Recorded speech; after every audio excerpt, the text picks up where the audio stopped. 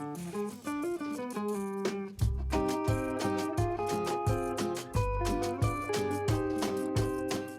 guys, and welcome to Vegan Curious!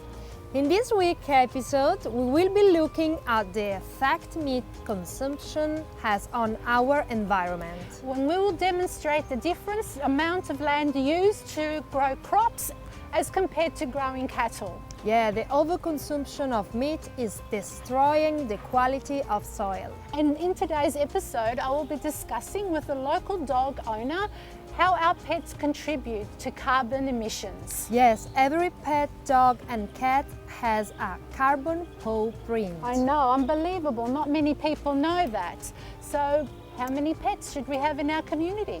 Yeah, also today I will show you how to make pasta with red peppers. Oh, lots of deliciousness coming your way. So let's start with my torta di mele. Yum!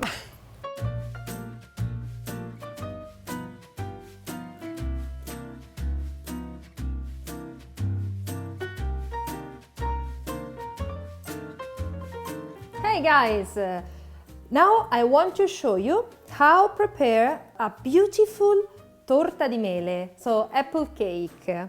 This is my version, my Italian version, and it's really simple. So you will need 300 grams of flour, 200 milliliters of plant-based milk. I prefer almond milk for this recipe.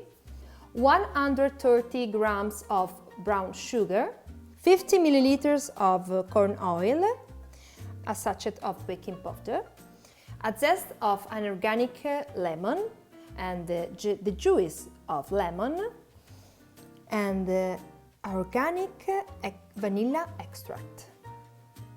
So obviously you will need apples. So 3 apples for a cake and 1 apple for decorate the cake.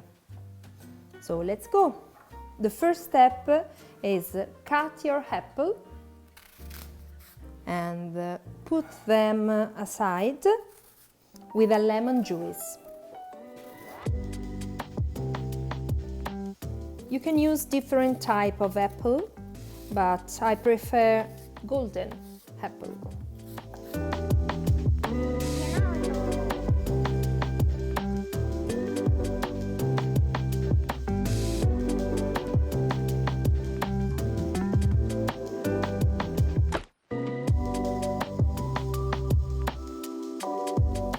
So put the lemon juice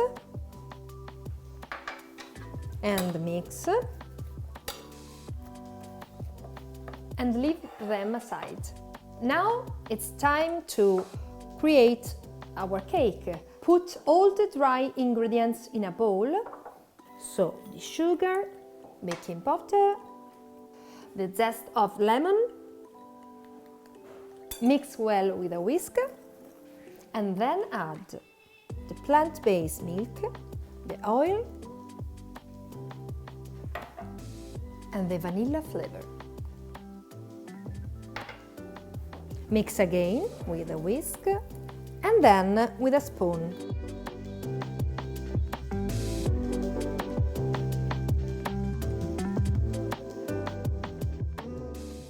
So now put the apple inside the bowl. Mix. The cake will be really moist because the apple. Okay. Now it's time to grease the pan with the oil.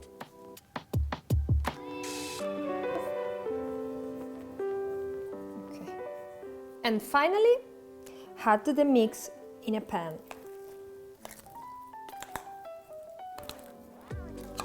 Level with a spatula. And then decorate with the apple. Cut the apple in quarters and then cut the apple into slices. The decoration of the cake will be like a rose.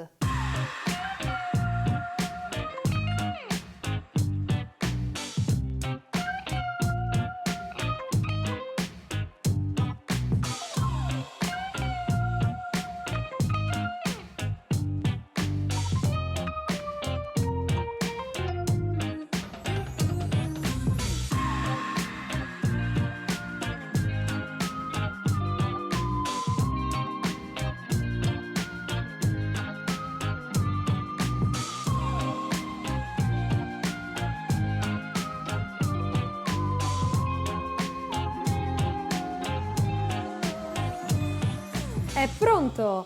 Now cook in the oven at 180 degrees for 50 minutes.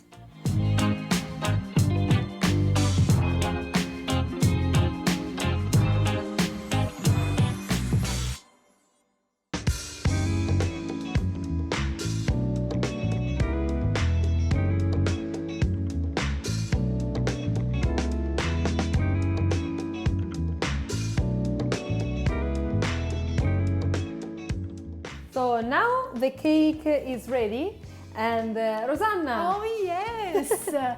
Oh, che buona! Looks beautiful. Thank you. Oh, God, so many apples. This gives me a new meaning to Apple TV. Oh, let's try it. It looks so delicious. Okay. Honestly, every cake you make, it's better and better. Thank you. It's so good. Your family's so lucky, Arianna. They must have some beautiful, beautiful sweets all the time. Lovely. Okay. Okay. So try. Un spuntino. Una merenda. Grazie.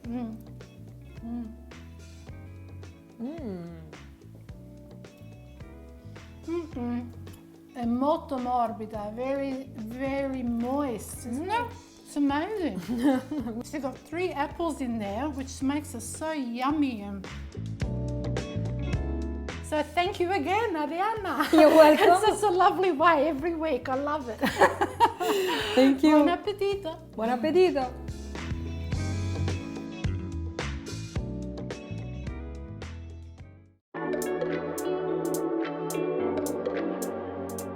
Well, Gibraltar is a beautiful community and certainly one who loves their animals.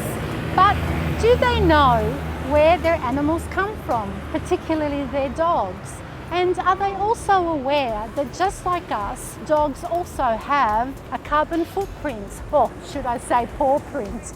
So to talk about some of these questions, I thought I'd meet with a friend of mine, Peter. Hi, Peter. Hey, Rosanna. And his companion, Mele. Hello, Mele. She's so gorgeous.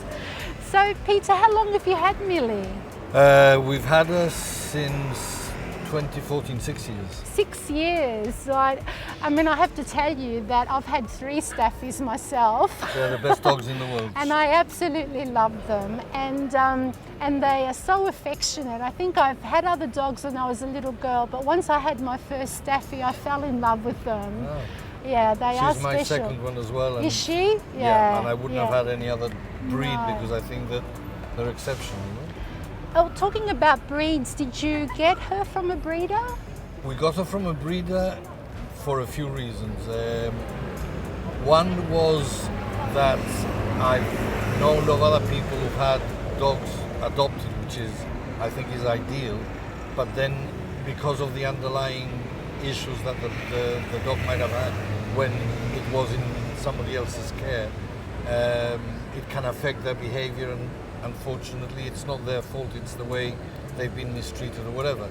But at the time my daughter was studying in Bristol, she was near the breeder where we saw the kind of staffy that we wanted, and it was good because she could pop in to see the breeder and make sure that it was a sound breeder and it wasn't just a puppy farm. And then we shipped her over and she's been here since 2014.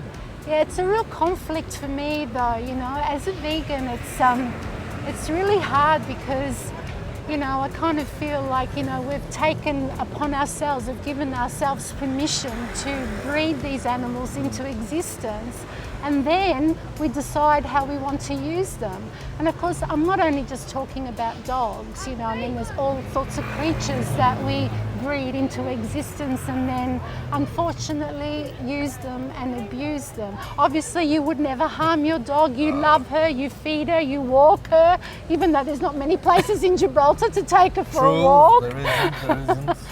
But you know, it's really hard, you know. I mean, I've recently read too that after guns and drug trafficking, dogs are the most trafficked animal in the world. So, you know, they have really become a product, and that saddens me. It is, because at the end of the day, they give you so much love and affection and ask for so little in return. No?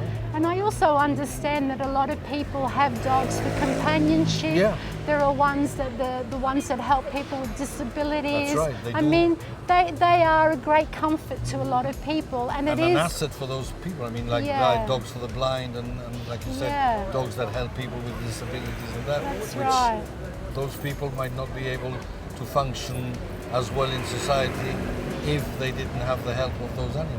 Especially those with mental health issues. Dogs are very calming and very loving.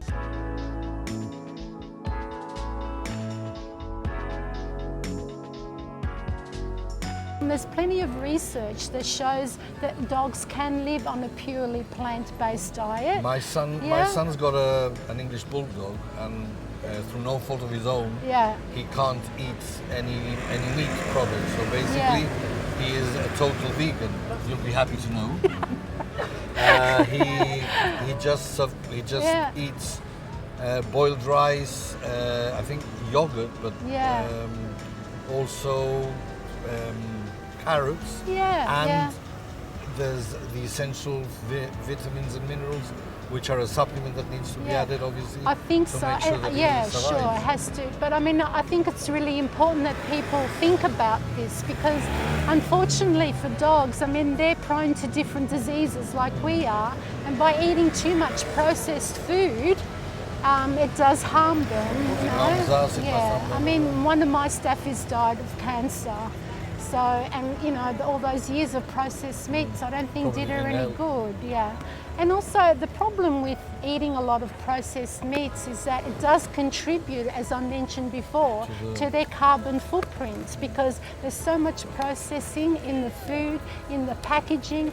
And when you think about it, there are now there's about 900 million dogs in the world.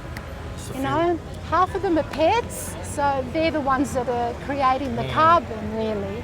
And also, one thing we don't think about too is all the poop we have to collect every day, because that also has to be processed. True. So a little dog, or a medium-sized dog like Mele, really is equivalent. Her emissions are equivalent to 2 SUVs. So it's quite a lot. That's an eye-opener. It is. So if you think of, we've got about 2,500 to 3,000 dogs here in Gibraltar. That's a lot of cars, a lot of emission, going around. So there are things we can do to help, and one of them is giving them natural food, which I think really is really important. So, well, thank you so much for your time, Peter. And it's been lovely meeting Mele. Hey, it's very conflicting. I still love her. Thank you.